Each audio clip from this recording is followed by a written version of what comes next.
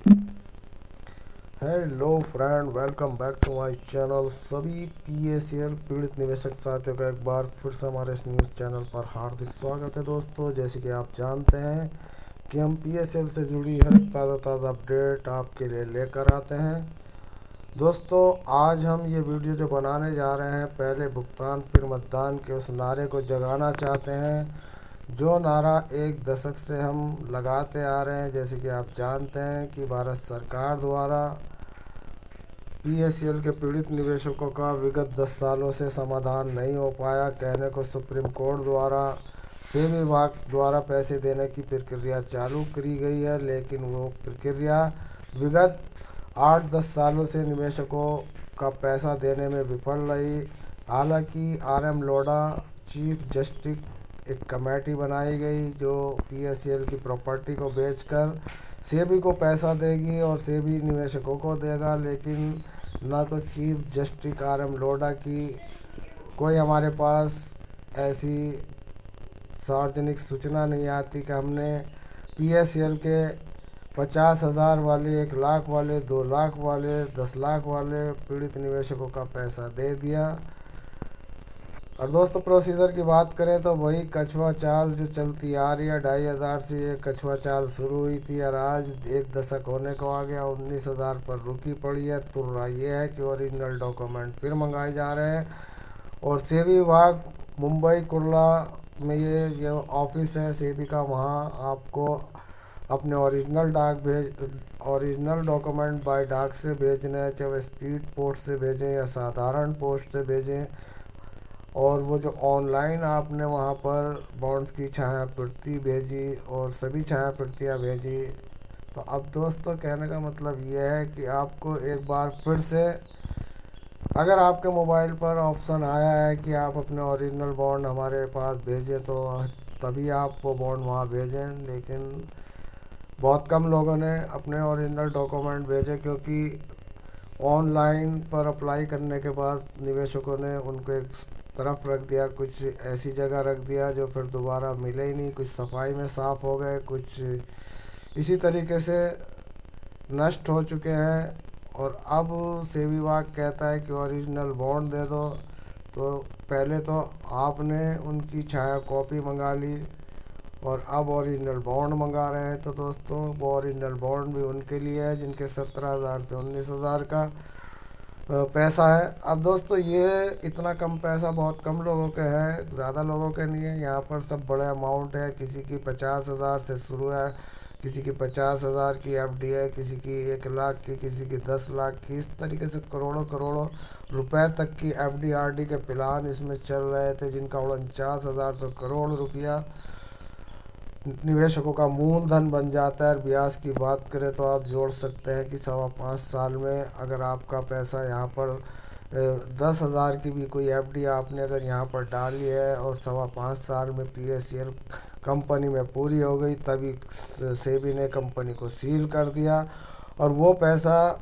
10 साल से सेबी लेकर बैठी है। तो दोस्तों, जैसे कि आपने 10,000 रुपया जमा किया था, वो 20 हो गया और उस 20 साल को 10 साल तक सेबी लेकर बैठी, तो दोस्तों वो आपका पूरा 80,000 बन गया, यानी कि आपके 10,000 के 80,000 बन गए। लेकिन प्रोसीजर में आपको क्या दिया जा रहा है? प्रोसीजर में आपको केवल टहलाया जा रहा है। वही 10,000 अगर आपके वहाँ जमा है और आपका सही तरीके से ऑनलाइन वेरिफिकेशन हो गया और आपके वो मोबाइल नंबर पर जो आपने वहाँ पर दिया है उस पर कोई आपके पास मैसेज आया, तो तभी आपको वो पैसा मिलने के चांस है।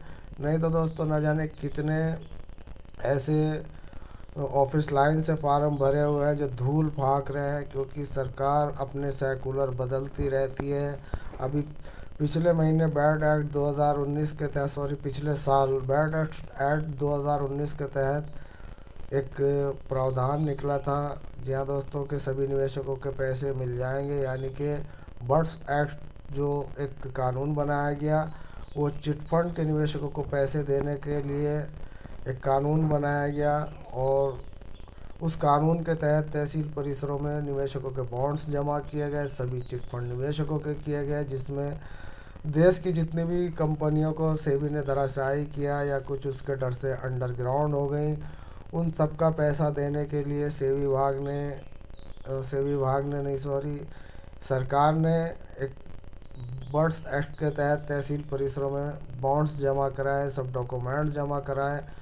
और दोस्तों संकलन में ये भी कहा गया था कि आपका पैसा 180 दिन में लौटा दिया जाएगा, देनदारी से 2 गुना या 3 गुना बनने का वहाँ लिखा हुआ था। तो दोस्तों ये सब वाहवाही लूटने के एक प्रोसीजर चलते हैं। और आज की तारीख में जितने भी हमने डॉक्यूमेंट्स तहसील परिसर में जमा किए वो सब धूल फांक रहे हैं। अब दोस्तों हम देख रहे हैं कि कुछ लोग इस तरीके से बर्ड्स एक्ट की तारीफ़ें कर रहे हैं, लेकिन मैं उनको बताना चाहता हूं कि आपने भले ही कितना भी क्या बोलते हैं उसको प्रदर्शन किए और जाने कितने धरने किए, और आपको अगर बर्ड्स एक्ट की एक कानून के तहत ये सब जमा कराया जा रहा है, जिस जगह पे ये कानून नहीं है वहाँ उस कानून को जो है चालू करने को कहा जा रहा है। तो दोस्तों यहाँ पर तो यूपी में चालू हुए पूरा डेढ़ साल हो चुका, अभी तक उसके संकलन में जो 6 महीने में पैसे देने को लिखा था ना वो पूरा हो सका, और देनदारी से 2 गुना या 3 गुना यहाँ पर इस फार्म में लिखा हुआ था कि भरें। तो दोस्तों इससे साफ जाहिर होता है कि सरकार की मंशा लोगों निवेशकों को इकट्ठा करने की और ये देखने की थी कि कितना यहाँ पर जो है जनाधार है चिट फंड का, जिन निवेशकों की यहाँ पर गणना करने के लिए ये छल पूर्वक ये नए नए जो है तरीके निकाले गए, हालांकि कानून के अंदर ये काम किया गया।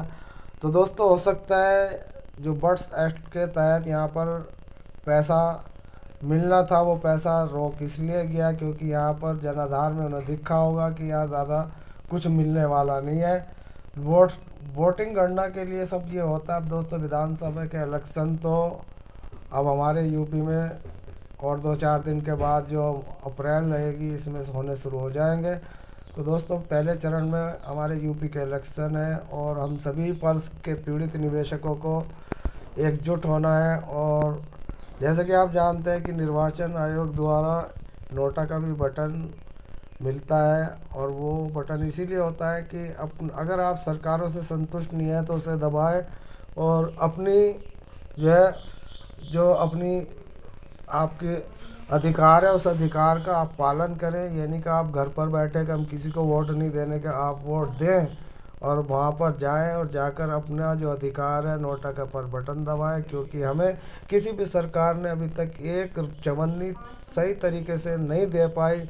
तो दोस्तों हम आपके ऊपर अपनी बात को थोपना नहीं चाहते, हम आप ये डिसीज़न आपका है और हम सरसों को हथेली पर नहीं उगा रहे। हम स्पष्ट तौर से आपको बता रहे हैं कि जो हमारे साथ धोखे हुए हैं हमें किसी अपने सहयोगी अड़ोसी पड़ोसी या किसी अंतरी संतरी मंत्री की बात नहीं माननी। पैसा हमारा लगा है, आपका लगा है, और इस पैसे को भारत सरकार लेकर बैठी है, जबकि पल्स कंपनी का देनदारी से 3 गुना, जी हाँ दोस्तों, देनदारी से 3 गुना प्रॉपर्टी और बैंक बैलेंस होने के बावजूद भी ये सरकार निवेशकों को पैसा नहीं दे पाई। अब दोस्तों विभागों को टारगेट कर कर इनकी अथॉरिटी बढ़ाकर बड़ी बड़ी बहुराष्ट्रीय कंपनियों को धराशायी कर कर इनका पैसा लूट मचाई कर कर सरकारों को क्या मिला? आज गरीब निवेशक बर्बाद है, दर दर भटक रहा है, लेकिन उसे इंसाफ नहीं मिल रहा। और बात एजेंटों की करें तो वो आत्महत्या का तांडव चल रहा है।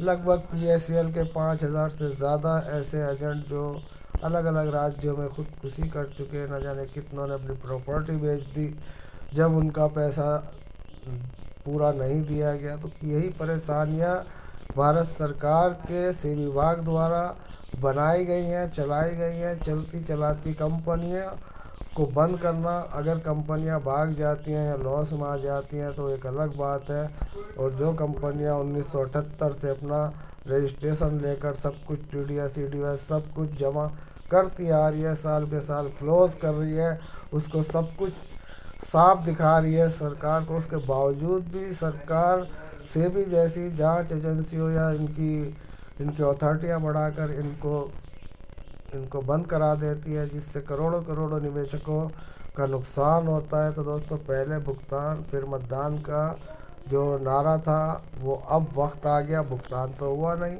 अब केवल मतदान होना है।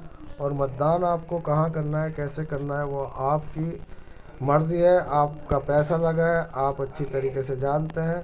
तो दोस्तों, मिलते हैं फिर किसी नई अपडेट के साथ, नई जानकारी के साथ। धन्यवाद। जय हिंद।